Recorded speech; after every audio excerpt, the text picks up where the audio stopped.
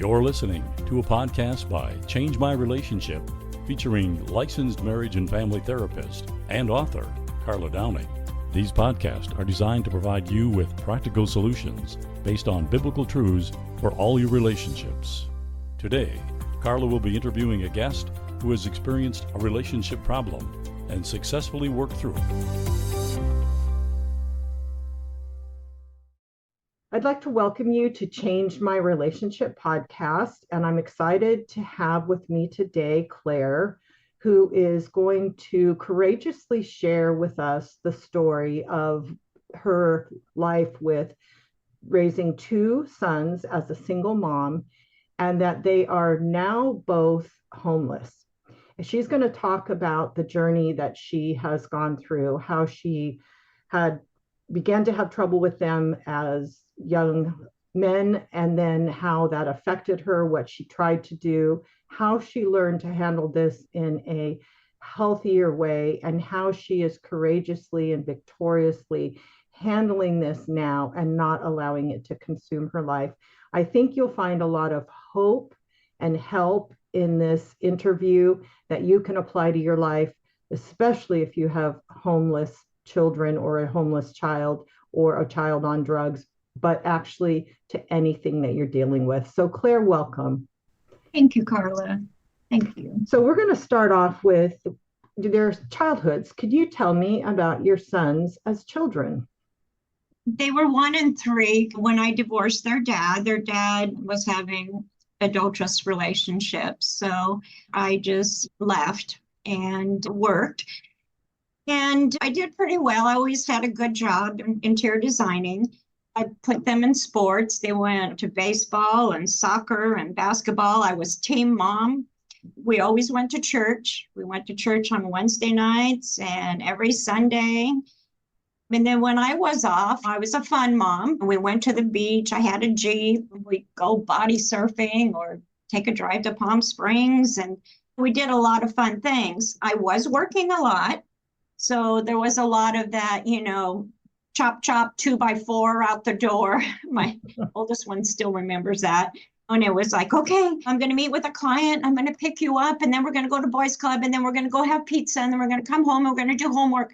And I was very much like that. So a lot of the going back, I kind of thought, gosh, was I too strong? Was I too militant? But I was always on time. I was very responsible and I worked hard. When I did retail, so weekends, Saturday, I always worked. So it was always trying to find a babysitter. In fact, my oldest one always says, Mom, we had so much fun, even though being a single parent. Now, it was very difficult because their dad did not pay child support. Well, he did sometimes, but it really put a damper and it was really hard. And actually, there was a point back in 1992 where he had stopped paying child support. And my sons and I ended up at the Sheepfold, a homeless shelter here, which is interesting, in Orange County. And because I couldn't afford childcare and car payment and rent and food. So, yeah. So their dad wasn't involved in their lives? No, not at all. Not at all. But it sounds like you had a busy life, which many people do, but it sounds like you were still a pretty active mom with them, which Yes. is a blessing to have those memories. So what happened next then? I had a really busy interior design career and was very grateful for that. And I was single mom for 11 years. And then they were in their teens and it was really hard because we were really busy. That was back in 2000. So there's a lot of design work being done. And I felt really bad because they were latchkey kids. We always went to church. And then there was this real handsome guy. And I was like, he was really friendly. We dated really quick, like 2 months. And then I ended up marrying him. He worked for the rescue mission. He was a reform addict. And I was like, wow, really cool. He never had kids. And he was like a big kid. And my youngest one really attached to him because they were both really intelligent. So they really attached to him. The marriage was fun for a year. We bought a fixer-upper and did all the design work. I continued to work. And he was a stay-at-home dad. And then he started using again. He got back and the rescue mission called me and said, what's going on with your husband? I said, I don't know. You're with him, because he was working at the rescue mission also. But he was helping with homework and cooking. And then he started being really weird. And I was like, what's going on? And he started using again. And one day I came home and he was in the backyard giving my sons pot and telling them, you sell this at the high school and you sell this at the junior high. I was like, what are you doing? What a shock and a disappointment. Oh my gosh. And they were all stoned, all three of them, and they're laughing at me. Oh. They're like, oh, hi. I said, you know what? And I was working and oh my gosh, I remember working like 10-hour days and just parking my car up the street and being afraid to go in. And I was just like, oh my gosh, what am I going to walk into? Because he started being paranoid because he was doing like a pill Ultram, like he was like 10 of them a day. And then he was pushing me to go to the doctors all the time to get more medication, which is a big pressure. And then it was like his drug dealer would show up and he's like, I need $100. I was like, well, we don't have $100. This is grocery money. Then he just started being weird and scary. And it was really scary. I remember one time going to sleep in the van in the garage because he would just get delusional. Like he would stay up all night on speed or crank or whatever. And he'd be in the garage and he'd be up all night. And then I would have to go to work the next day. And it was just bad. And the one time he had an explosion. He owed some back taxes and he just freaked out. And then I got a call from a neighbor, says the police are at your house. And I came and there was glass everywhere and shattered coffee on everything. He had just lost it. So I said, you know what? I'm selling the house. And I sold the house in one day and gave him his money. And then bought a mobile home for me and my kids. Do you know, did the boys continue using drugs from that point on, or they did? Yeah. How horrible. Yeah. So I bought a mobile home and then he would come around. I filed for divorce and he was high and stuff. So anyways, one time I saw him he ended up homeless. So he was on the street and I saw him walking down the street. He looked like 10 years older. And he was like, oh, I don't have any shoes. I said, where are you living? He's like, oh, at the river bottom. There's a homeless encampment in Ventura. And so I said, let's go I'm not giving you any money, but let's go to Big Five. I'll buy you some shoes. And I bought him a tent and a flashlight. I was like, this was my husband.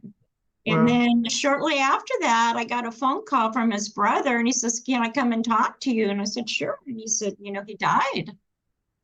And I said, no, I didn't. He said, well, we want to thank you. That was the nicest thing you ever did for him. I said, what? And he says, well, he told us you bought him a tent and shoes and flashlights. And so he did heroin and they found him in his tent. So did you tell the boys? Yeah. Yeah. So from that point then, from when you don't know if that was the first time they were introduced to drugs, because they might have also been introduced with their friends and stuff, but is that when the drug use continued then to where they it just started climbing. At first it was just marijuana. In fact, I found, after I divorced him, and actually he ended up in jail too in between all that, but my oldest one was growing a marijuana plant in his room with the light and a big cardboard box. But anyways, and then there were some drug dealers that were going to kill him. And he was like, Mom, I need like $2,500 or $2,000, something like that. I was like, oh. He's like, they're going to kill me, Mom. They're going to kill me. Anyways, there was this big ordeal. Next thing, I have a squad of police with shotguns at the back door, the front door. They open up their trunks with these shotguns. And one of them said, ma'am, we're going to ask you to turn around and not watch. So what, are they going to kill my son or what? My son had ran out. I lived on a corner lot, so it was just like I never knew if they were going to come and just shoot at us and that. I had a phone call from a neighbor and said, there's a dead person in your driveway. And I was like, what? So I go in my driveway and he had passed out and he was underneath the wheel or by the wheel of my Jeep. He had passed out. So I just said, hey, this is it. You have got to go. How many years was He was 19. He was around 19 then. It was like 2004. Okay, so there was quite a bit of craziness Drama. going on, and drama and drugs, and now is it your both of the sons use drugs, but one has significant mental illness? The youngest one does. The oldest one ended up going to Nevada to live with a family member. It was kind of a difficult situation because it didn't help me because I was pretty much put down as a parent. I did go and visit, and he wasn't quite 21, and I went to go visit. It was my sister's house, and he's over there drunk making margaritas. He's got an issue and a problem. It's like I was the bad parent. And here we're going to just help him out. But meanwhile, he was in Nevada gambling and whatever was going on there. That was that. And then my youngest son started really rebelling. He really hurt a lot when his stepdad died because they were really close. So he would lock himself up in his room and crank up his music. And he just got on a really dark side. And that's when I believe he started using some pretty heavy drugs. Mm-hmm. And so then again, I said, you know what? I'm selling this mobile home. And I said, and you've got to go. And I'm going to give you guys each $5,000. So he had always said, I want to go work the fishing boats. And I said, you know what? Why don't you fulfill your dream? So he went to Alaska and worked for 5 years on fishing boats, which was really a relief for me. But that's when, after that, the mental illness started. Mm-hmm. And so you're giving us the kind of the facts, the way it was laid out, but what's going on inside you emotionally, mentally, spiritually? What's going on physically in you as you are dealing with this? I was angry for many years. I gained like 50 pounds.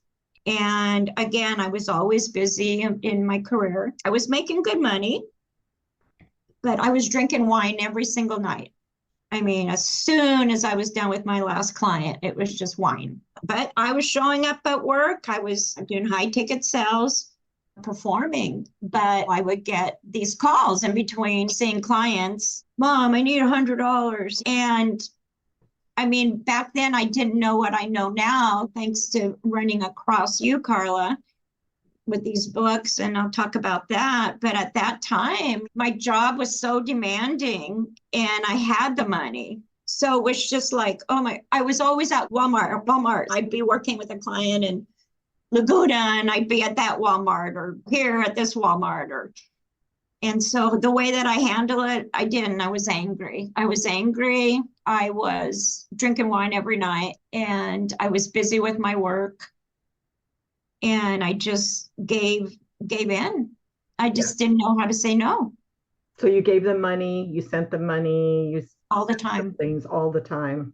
There was one time that I never wanted to look because they'll tell you how much did you send for PayPal or Walmart to Walmart. I just never wanted to look. I remember one time looking and it was like $1,100.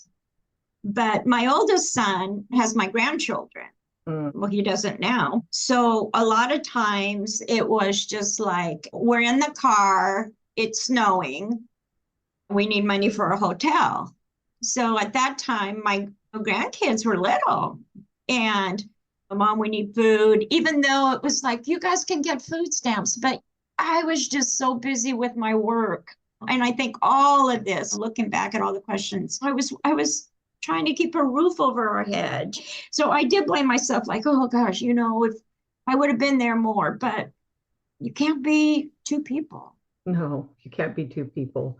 And we'll talk more about that too with the blame as you talk about how you were able to shift your thoughts to where you could find peace in the midst of this with them still on the street. When you gave them money, did you find that it just continued? The demands just, it was one right after another and it just didn't seem Never ended. never ended. And you were getting angry when they called and it was Oh, of course. I was always angry. yeah. Okay, just I love you, just leave me alone. Kind of joke about that now. I love you, just stop bothering me.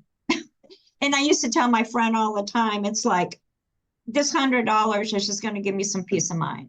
Exactly. Or I'd be going somewhere, let's say a church retreat. If I send them money, I'll have the day off. And it was that I was paying for peace until there was no more, until COVID hit. And then what changed? Your work slowed up? Well, we closed down. Okay. And then the job changed, like everybody's, and doing interior designing online was just not something that I was going to do after doing this for 45 years. I just was not going to design clients online. It's something that you have to be there and show colors and look at. It just wasn't working. So I said, no, I'm going to retire. So I decided to retire at 62. And so there was not all the money anymore. So it wasn't there. So then it was slowly like when they did all that severance or the money from the government, it was good for a while. And the oldest one was in and out of jail, but I was still sending money to the jail. So it just started dwindling where there was no more money. And then it was like, I don't have it. I really don't have it. And then the abuse came. I was going to ask you, what was the reaction when all of a sudden you didn't have it? And then the abusive talk came, and then that's when I started doing the blocking and the detaching with love. I really love this book. It's all worn out, but When Love Hurts. And this really, really helped me. It's all highlighted. I've read it so many times, but it was just like, if you're going to talk to me like that, if you're going to get abusive, I'm blocking you. And I would have to do that. And so then it was just, slowly detaching. But that's when I started all your classes, Karla. And the boundaries classes were really good. And the difficult relationships. But I was just practicing. But if I hadn't had that support, the guilt thing, and yeah, it was hard, but the classes really helped. And then I also joined NAMI, which is a National Alliance Mental Illness in Orange County. And they have some great classes too. One of the things that really, really helped me, I skipped a whole thing after my youngest went to Alaska, and then he came to live with me in Orange County. And that's when his mental illness triggered. Yeah. And then what was that like, having him live with you? So he had gone on the fishing boat for 5 years, which was kind of a nice break. And then I received a call from Alaska, and they said, is there mental illness in the family? And I said, well, unfortunately, there is. My mom had issues. It is in the family. So they wanted him to do a test, and he wouldn't. So he lost his job. I was living in Orange County. I had an apartment, nice apartment. Mom, can I come and live with you? And I was like, sure. Yeah. So he came and lived with me in my small apartment. And it was across the street from Orange Coast College. So he's very smart, very intelligent. Oh, and it was really interesting because he had dropped out of high school with the whole ordeal with the last husband. And so when he lived with me in Orange County, he went and got his GED. He signed up. He's really intelligent. He signed up. He did this. He did the cap and gown thing. And I was so proud of him. And he went to OCC. He got his license to be a welder. And I was working all day, of course. And he was there in my little apartment with all his books. And it was right across the street. And he was doing really, really good. And then all of a sudden, he got a call from the college. He had threatened to light the college on fire because he was upset. So that was one of the first triggers there in Orange County. He would have these episodes that, I know you're trying to kill me, and different things like that. And then he would, call the cops on me. He would come in drunk, and then I had to work. So long story, I was like, you have to leave, you have to leave. And he wouldn't leave. So I talked with the apartments and I said, can you please give me another apartment? My son won't leave. And then I had to persuade him out. I don't even know how I got him out. It was really tough, but they gave me a secret apartment way across, it was a big area there in Costa Mesa. And then so I got a new apartment, and then he was off on the streets of Anaheim. And I know he had a couple different where he got a room. It was like, what is that called? It was like you get a room. Oh, like a stipend. Sober living. Yeah, so sober living where he was. Yeah, sober. Okay. So he would do that. So we would meet up for pizza and stuff here and there. And then I was in my new apartment. I was there like 1 year. And it's like, Mom, I'm on the street. Can I come back? And I was like, okay, but no more drama. And it was just a matter of a short time again. And then, I only lived there like 1 year. And then I had a friend that was very kind to me that I've known from church from years ago. They helped me. He says, I have a room in my house. Why don't we put all your stuff in the garage and you can come and live with, at the house. So that's where I am now. Wow. And, you've moved a lot to accommodate all of the disruptions in your life, from selling a house, selling a mobile home, losing 2 apartments. Wow. Yeah.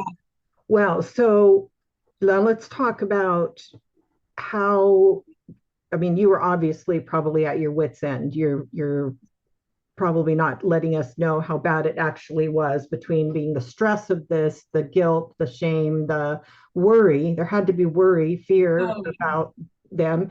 Did you try to get your son to take medication for the mental illness?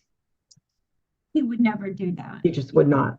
Yeah, there's a good book, and it says there's nothing wrong with me kind of deal. He would talk about the helicopters are talking to me, they're telling me that my mom, just different. It just, no, you can't, Yeah, no. It's really hard when they're adults. Yes. But one thing that did really help on the NAMI is that there was one particular class where they did a recording of what it's like, and it makes me almost want to cry, what it's like in the mind of someone that has mental illness. And they played this video, and you hear these sounds and this and that. You hear people talking and this and that. You hear a train, you hear this and that. You hear all of this. It's just so hard to describe, but how impactful that was. And it really gave you like compassion and a heart. And I think that was my turning point, when it was like, you know what? It is what it is. It is what it is. Yeah. Now, what are you going to do with that?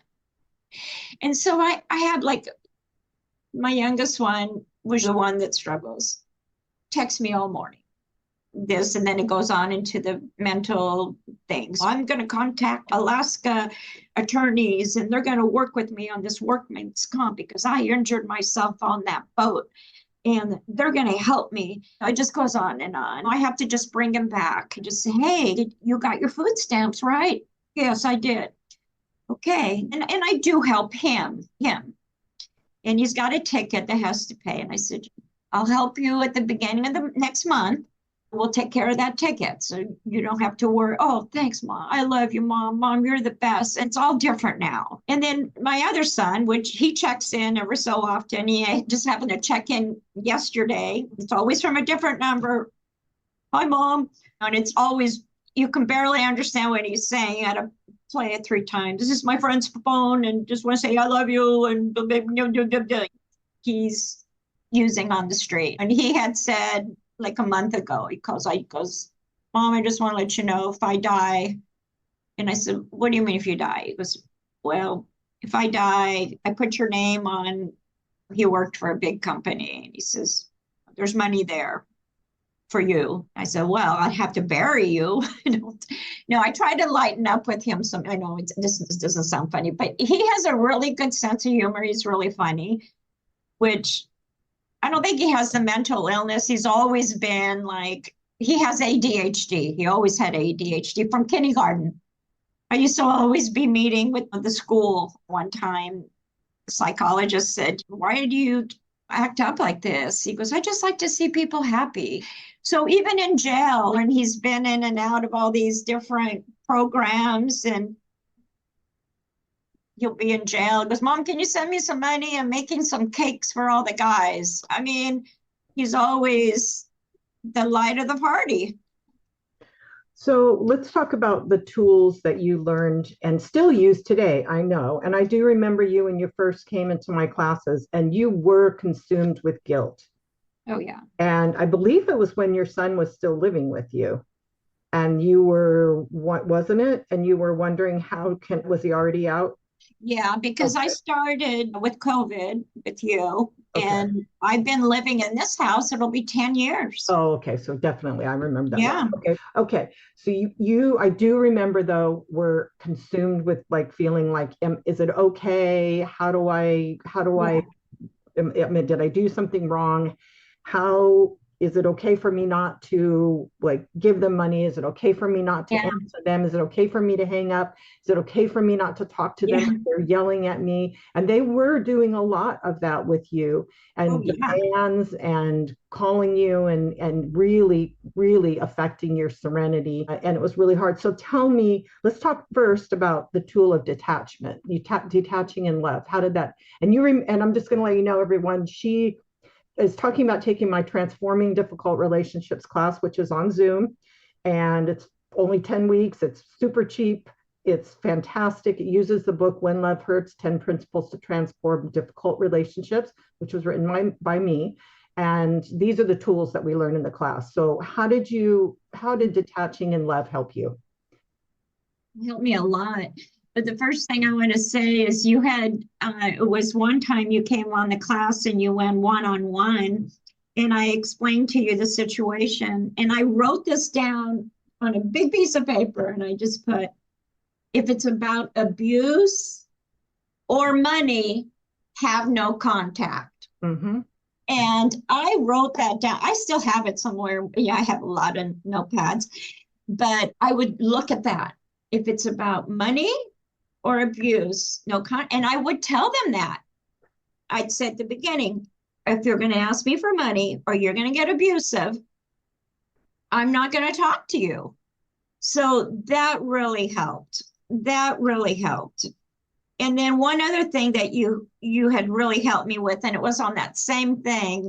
My oldest one, my grandkids now, my granddaughter's going to be 14 tomorrow. And so you had said about the money part that you don't give to any of the adults, but if it's for the children. And so what I've been doing, I sent my granddaughter her birthday box with cash in it. She'll get it tomorrow on her birthday. And that's what I continue to do since you told me that, which was like 4 years ago. But the classes really helped. And actually, I took it more than once, which was great. You're still taking them to give you some brush ups. Well, now I'm doing the truth in the mirror because a lot of this, really affects your self-esteem because you question yourself so much. So it's kind of like I feel like those issues have been handled, that I have those under control. So now I'm working on myself. And a lot of it too is self-care. And they teach you that in NAMI also, which I really love. And that's the thing too about one of your classes about just feeling the guilt of taking care of yourself. And because you've learned, like the class I'm in right now, which is Truth in the Mirror, which I really love. Last week we were talking about doing something nice for yourself. And I said, I ordered like 3 pairs of sandals from Macy's because they were on sale. And I was like, oh my gosh, how could you do that? You don't deserve 3 pairs of sandals. Of course you do. I probably have like 10.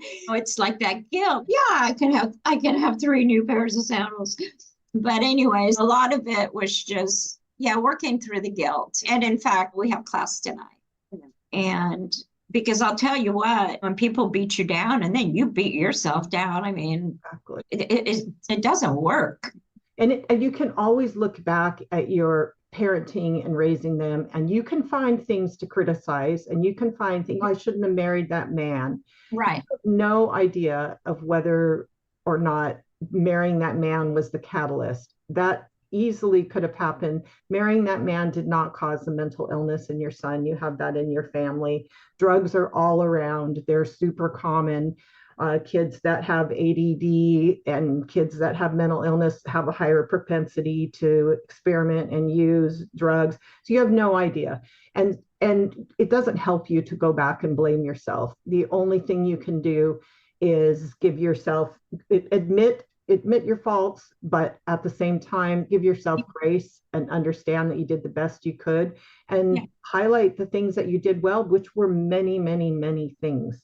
And to hold that guilt, there's a lot of tools that NAMI gives you. And then in my classes, one of them I brought in from Al-Anon, which is the 3 C's. Well, actually now we use the 4 C's.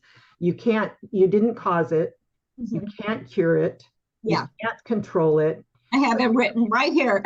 Yeah. But you can choose how to respond to it. Right. And the choosing is where the detaching was so powerful for you. I think you were able to separate yourself from what they were feeling and doing, and you were able to choose to have a good day, even though they were still on the street, even though they were demanding something and they needed something. It's like, I'm not responsible for that. They're adults. They have options, and they do have options. That's one of the things I often tell people is, in situations like that, is ask yourself what other options this person has other than to, 1, be on the street, or 2, to be calling and asking me for money. And even if the circumstances are really difficult and it's really hard for them to stay sober or to stay mentally stable, it doesn't mean that it's up to you to destroy your life to save them. And you tried and you couldn't save them. It was destroying your life, and it wasn't helping them because they weren't any better either. Right. So there's choices that you have to make. And NAMI talks about that too. They talk about how you do not have to sacrifice your life or your family life to have somebody in the home that is mentally ill, that is just taking everything out of the family. Yeah. So, and your health. And your health. And your, yes. And your health. And it's interesting because right now I'm sitting here and I'm completely pain-free. And I just noticed how the stress, because I had a car accident when I was pregnant with my youngest, which there are times, because then I had a hard pregnancy. There's times I go back and I think, oh my gosh, was it that car accident when I was pregnant that did something to him?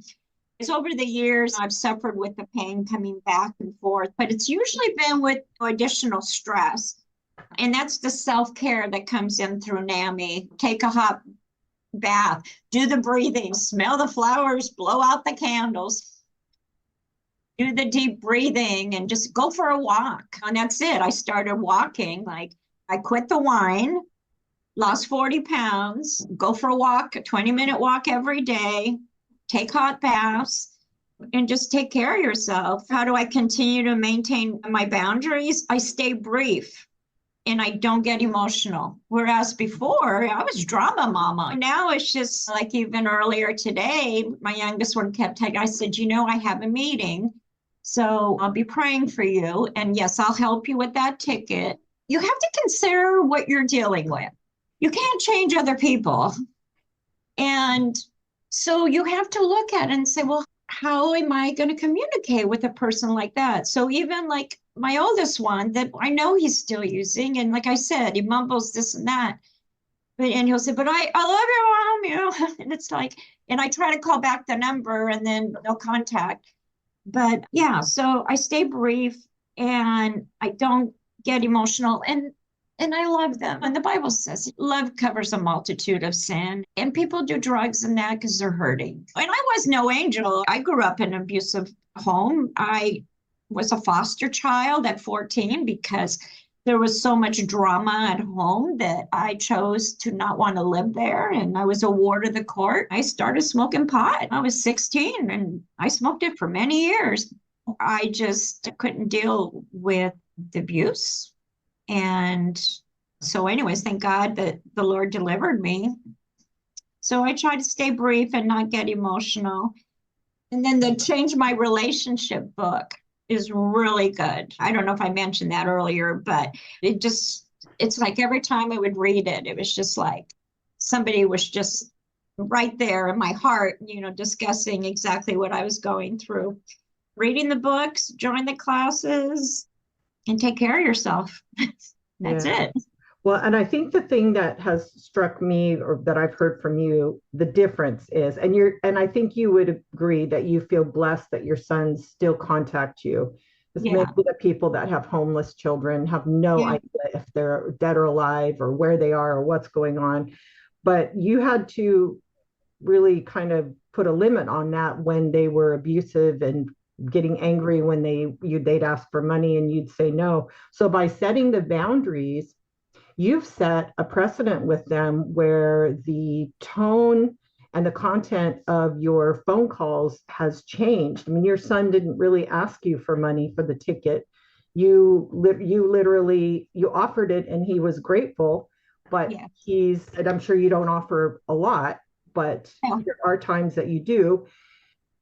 And I think the tone having changed. I think you told me yesterday that both your sons called you or texted you and neither one was asked for money. Yeah. So you've really kind of changed, you've put some boundaries into the relationship. You've changed yourself. You've changed the relationship with them. Because of that, you haven't been able to change their mental illness, their drug addiction, or their homelessness. And that is the sadness. That's the part that you're powerless over.